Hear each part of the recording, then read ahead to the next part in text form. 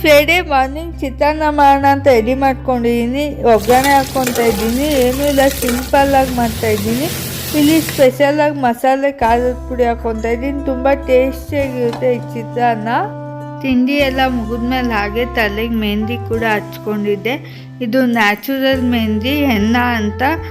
ಅಂದರೆ ತಲೆನೋವು ಏನು ಬರಲ್ಲ, ಎಫೆಕ್ಟ್ ಕೂಡ ಆಗಲ್ಲ, ತುಂಬ ಮೈಲ್ಡಾಗಿರುತ್ತೆ.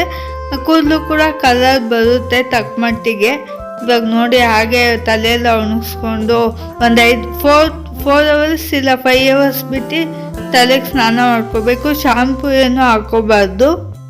ಹಾಗೆ ತಲೆ ಒಣಗಿಸ್ಕೊಂತ ನೇಚರ್ ಕೂಡ ನೋಡ್ತಾ ಇದೆ. ಇದು ನಾನು ಕಲೇಕ ಪರ್ಸಲ್ಲಿ ತಂದಿದ್ದು ಕೃಷ್ಣ, ತುಂಬ ಚೆನ್ನಾಗಿತ್ತು.